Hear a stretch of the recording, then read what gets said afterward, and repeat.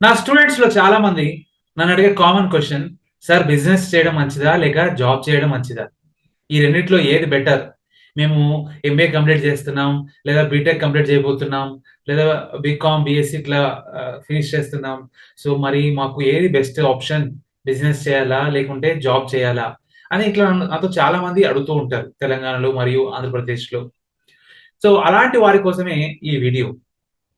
ఇందులో advantage of doing a job and also the disadvantage of doing a job, అట్లాగే business సంబంధించి కూడా pros and cons, ఇవి మనం డిస్కస్ చేయబోతున్నాం. మొట్టమొదటిగా అడ్వాంటేజ్ మీద ఫోకస్ చేద్దాం. జాబ్ చేయడం వల్ల కలిగే లాభాలు బోలెడున్నాయి. మొట్టమొదటిది, ఆ, మీకు స్కిల్ వస్తుంది. కాలేజ్లో ఇన్స్టిట్యూషన్లో మనం నేర్చుకునేది మోస్ట్ థియరిటికల్ ఉంటుంది. ఇండస్ట్రీకి కావాల్సిన స్కిల్ ఏదైతే ఉందో అది మనం తప్పకుండా జాబ్లో నేర్చుకునే అవకాశం ఉంటుంది. అట్లీస్ట్ ఒక 2 ఇయర్స్ కనుక మనం పని చేయగలిగితే ఆ ఫీల్డ్ లో మనం ఒక స్కిల్ఫుల్ పర్సన్ గా, నాలెడ్జ్ఫుల్ పర్సన్ గా ఉండిపోతాం. అండ్ రెండోది, మనకు ఒక మంచి నెట్వర్క్ ఏర్పడుతుంది. జాబ్కి వెళ్ళాక పరిచయాలు పెరుగుతాయి, ఫ్రెండ్స్, తర్వాత మనకి సీనియర్స్ అని, లేదంటే మనకి మెంటర్స్ అని, ఇలా బోలెడు మంది మనకి దొరుకుతారు. So it's a network. తర్వాత మూడోది, మనకు మంచి ఫోకస్ వస్తుంది. బేసికల్ గా హ్యూమన్ బీయింగ్ కి కావాల్సింది ఏంటంటే ఒక పని మీద కాన్సన్ట్రేషన్ చేసేటట్టు తనకి ఒక మోటివేషన్ కనుక ఉంటే, అలా చేయగలిగితే will become master in that. College work ఏంటంటే will be in distracted mode. అటు ఇటు ఎటు పడితే అటు ఆలోచనలు ఉంటాయి. కానీ ఒక్కసారి జాబ్ లోకి ఎంటర్ అయ్యాక will become much more focused. And మన పర్సనాలిటీ కూడా బాగా డెవలప్ అవుతుంది. ఆటోమేటిక్ గా మనలోని సాఫ్ట్ స్కిల్స్, కమ్యూనికేషన్ స్కిల్స్ కానివ్వండి, టైం మేనేజ్మెంట్, ఆర్గనైజింగ్, ఇవన్నీ కూడా డెవలప్ అవుతాయి. అండ్ దీంతో పాటు ఒక మంచి స్ట్రాంగ్ ఫౌండేషన్ దొరుకుతుంది. లైఫ్ కావాల్సిన ఫౌండేషన్ దొరుకుతుంది. ఒక ఏమన్నా ఉండొచ్చు, క్లారిటీ దొరుకుతుంది. ఒక ఎనర్జీ, ఒక ఇన్స్పిరేషన్, ఒక motivation, different people, different mind sets, different cultures, exposure. So ఈ విధంగా జాబ్లోకి వెళ్ళడం వల్ల, జాబ్ చేయడం వల్ల మన కాన్ఫిడెన్స్ పెరుగుతుంది, మనకు స్కిల్ వస్తుంది, నెట్వర్క్ ఏర్పడుతుంది, అండ్ నలుగురు నుంచి నేర్చుకుంటాం, మన పర్సనాలిటీ గ్రో అవుతుంది, గ్రూమ్ అవుతుంది, మంచి స్ట్రాంగ్ ఫౌండేషన్ దొరుకుతుంది. This are the advantage of a job. Now let us focus on the advantage of business.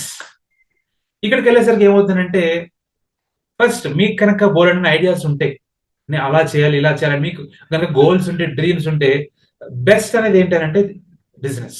అక్కడికి వెళ్ళాక మీ సొంత గోల్స్ ని లేదా మీ ఐడియాస్ ని మీరు అక్కడ ఇంప్లిమెంట్ చేయొచ్చు. యు ఆర్ ద బాస్ నా, you are the decision maker. So ఆ అవకాశం మీకు ఉంటుంది, మీకు ఫ్రీడమ్ ఉంటుంది. అండ్ ఫైనాన్షియల్ గా కూడా మీ టాలెంట్ కొద్దీ, మీ యొక్క ఎఫర్ట్ కొద్దీ, మీ యొక్క బిజినెస్ కొద్దీ మీకు ఫైనాన్షియల్ గా మీకు గ్రోత్ రావడం, డెవలప్మెంట్ రావడం, ఇవన్నీ జరుగుతూ ఉంటది. And you can gain power in the society. ఒక పవర్ఫుల్ పర్సన్ గా ఎదుగుతారు. అవునన్నా కాదన్నా, హ్యూమన్ నేచర్ ఏంటనంటే తను అధికారం కోసం, పెత్తనం కోసం, డామినేషన్ కోసం, లేదంటే ఒక పేరు కోసం, ఇలాంటి వాటి కోసం పరితపిస్తారు. సో మీరు కనుక బిజినెస్ వైపు వెళ్తే మీకు పవర్ వస్తుంది, మనీ వస్తుంది, అంటే more more financial freedom and growth ఉంటుంది. మీకు కావాల్సిన సంపాదించుకోవచ్చు. ఆ, తర్వాత ఇంకోటి ఏంటంటే you can take decision based on your state of mind, అంటే your interest and your taste. And మీ కింద కొంతమంది పని చేస్తుంటారు, మీరు బిజినెస్ లో మెయిన్ గా చేపిస్తారు. You will have a team of people, వాళ్ళు చేపిస్తారు. So these are the different advantages. ఏది, మనీ, మీకు ఫైనాన్షియల్ ఫ్రీడమ్ ఉంటుంది, అండ్ వర్క్ ఫ్రీడమ్ ఉంటుంది, and you will gain power in the society, and మీకు ఒక ఇమేజ్ వస్తుంది. అంటే ఇవన్నీ కావాలి బేసికల్ గా. హ్యూమన్ బీయింగ్ ఇవన్నీ కూడా కోరుకుంటారు. సో అలాగా జాబ్ చేయడం వల్ల కొన్ని అడ్వాంటేజెస్ ఉన్నాయి, అలాగే బిజినెస్ చేయడం వల్ల ఇంకొన్ని అడ్వాంటేజెస్ ఉన్నాయి. ఇప్పుడు డిసడ్వాంటేజెస్ మీద ఫోకస్ పెడదాం. జాబ్ చేయడం వల్ల మొట్టమొదటి డిసడ్వాంటేజ్ ఏంటంటే లిమిటెడ్ లిబర్టీ. అంటే మీ ఆలోచనలకి పెద్ద స్కోప్ ఉండదు అక్కడ. ఎందుకంటే మీరు ఎవరు గోల్స్ కో పనిచేస్తారు, వాళ్ళ మిషన్ కోసం మీరు పనిచేస్తారు. సింపుల్, అంతే కదా. Because they are the owner, they want somebody who can reach their goal. ఒకవేళ మీ ఇంట్రెస్టింగ్ ఉన్న ఏరియా, నెక్స్ట్ మీరు పనిచేస్తున్న ఏరియా రెండు ఒకటే అనుకోండి, సూపర్. అలా కాదు, రెండు మ్యాచ్ అవ్వట్లేదు అనుకోండి, then there will be no growth. ఇది ఒక డిసడ్వాంటేజ్ జాబ్ లో. మోస్ట్ ఆఫ్ ది టైమ్స్ మనందరూ యూనిక్ పర్సన్ కాబట్టి మన గోల్, పక్కన వ్యక్తి గోల్ రెండు వేరువేరుగా ఉంటాయి. సో ఫస్ట్ డిసడ్వాంటేజ్, మీరు వేరే వాళ్ళ గోల్ కోసం పనిచేస్తారు. అండ్ మీకు అక్కడ లిమిటెడ్ లిబర్టీ ఉంటుంది. స్వేచ్ఛ, మీకు ఆలోచించడానికి, మీ ఆలోచనలు ఇంప్లిమెంట్ చేయడానికి కూడా లిబర్టీ ఉంటుంది. అండ్ టైమింగ్స్, వాళ్ళ టైమింగ్స్ ప్రకారం మీరు వెళ్ళాల్సి ఉంటుంది. అది ఏ షిఫ్ట్ అయితే అది, రొటేషనల్ షిఫ్ట్ ఉంటే అది డే అవ్వచ్చు, ఈవినింగ్ అవ్వచ్చు, నైట్ షిఫ్ట్ అవ్వచ్చు. తర్వాత ప్యాకేజ్ వచ్చేసరికి మీరు ఆశించినంత ఉండొచ్చు, ఉండకపోవచ్చు. అందులోనూ జాబ్ గ్యారంటీ ఉండదు. ఎప్పుడు ఉద్యోగంలో తీసేస్తారో, ఎప్పుడు ప్రమోషన్ వస్తుందో, ఎప్పుడు మిమ్మల్ని వేరే వాడు రీప్లేస్ చేస్తాడో, ఈ విషయాలకి క్లారిటీ ఉండదు. సో ఇవన్నీ డిసడ్వాంటేజ్ జాబ్‌లో. అలాగే మీకు నచ్చినా, నచ్చకపోయినా కొంతమందితో కలిసి పని చేయాల్సి ఉంటది.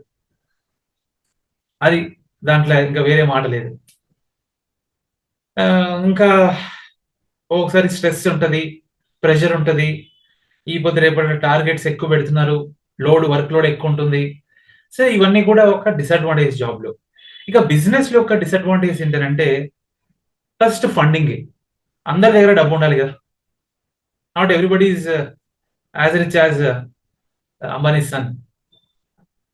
పేరు ఆకాష్ అంబానీ అనుకుంటా. Yeah! Or Gautam Adani's son. అసలు అందరూ అంత అదృష్టవంతులు కాదు కదా! So funding is the first factor. Capital అనేది మొదటిది. అండ్ రెండవది there is always a risk factor. మన నిర్ణయాలు కొన్నిసార్లు మనకి ప్రాఫిట్ తీసుకురావచ్చు, కొన్నిసార్లు లాస్ తీసుకురావచ్చు. అది ఎలాంటిదనంటే ఒక లాటరీ లాంటిది ఒక్కొక్కసారి. కొన్ని సీజన్స్ లో బిజినెస్ చాలా బాగా గ్రోత్ అవుతూ ఉంటుంది. కొన్ని సీజన్స్ లో బిజినెస్ పడిపోతుంటుంది. మనమే చూస్తుంటాం. Q1 results of TCS, Q2 results of doctor Reddy's, Q3 results of Infosys, కొన్నిసార్లు అప్, కొన్నిసార్లు డౌన్ అని వాళ్ళు చూపిస్తూ ఉంటారు. బిజినెస్ లో అది బోత్ అప్ అండ్ డౌన్ అనేది కామన్. సో మొదటి రిస్క్ ఫండ్, రెండో రిస్క్ ప్రాఫిట్ లాస్, ఎప్పుడు ఏమవుతుందో చెప్పలేము. మూడో రిస్క్ ఏంటంటే కాంపిటీషన్. మనకన్నా తక్కువ ధరకి ఇంకా బెటర్ క్వాలిటీ తోటి లేదా బెటర్ ఫీచర్స్ తోటి ఎవరైనా అందిస్తుంటే వాళ్ళకే వెళ్తారు. ఫర్ ఎగ్జాంపుల్ నోకియా ఒకప్పుడు రూల్ చేసింది. కానీ దానికంటే బెటర్ గా శాంసంగ్ మంచి ఫీచర్స్ తీసుకొచ్చేసరికి శాంసంగ్ ఇప్పుడు స్మార్ట్ ఫోన్స్ లో one of the leading manufacturer అయింది. కాంపిటీషన్ ఉంటుంది. అండ్ మరి ముఖ్యంగా చిన్న బిజినెస్ పెద్ద పెద్ద కంపెనీస్ నుంచి కాంపిటీషన్ ఎక్కువ ఉంటుంది. వాళ్ళకు సే కిరాణా షాప్స్ కి ఇప్పుడు ఎవరి నుంచి కాంపిటీషన్? అన్ని 10 మినిట్స్ లో డెలివరీ చేసే బ్లింకిట్ కానివ్వండి, లేదంటే జెప్టో కానివ్వండి, లేదా ఈ కామర్స్, సోషల్ కామర్స్, వీరి కాంపిటీషనే కదా. సో చిన్న చిన్న స్టోర్స్ కి, ఉదాహరణకి మీరున్న ఏరియాలో బట్టల షాప్ కి కాంపిటీషన్ ఏంటి? చుట్టుపక్కల ఏమన్నా జూడియోనో, డిమార్టో, ట్రెండ్స్ ఇలాంటి ఏది ఉన్నా కానీ, లేదంటే మాంగళ్యానో, సౌత్ ఇండియానో, ఇలా ఏమున్నా కానీ కాంపిటీషన్.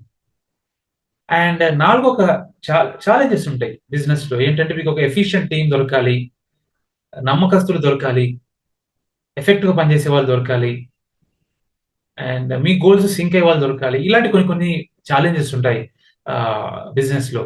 ఒకసారి స్కిల్ఫుల్ పర్సన్ దొరకరు, మీకు తగినంత స్కిల్ఫుల్ పర్సన్ దొరకరు.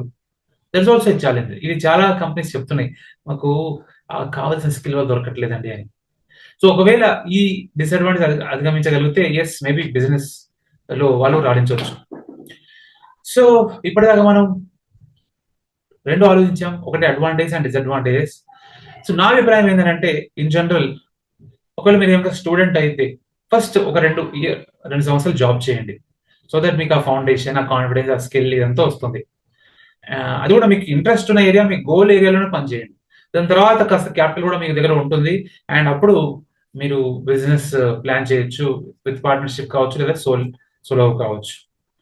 మీ అభిప్రాయం ఏంటి ఒకసారి కామెంట్ బాక్స్ లో తెలియజేయండి. Thanks for watching. Please like, share, subscribe. Thank you.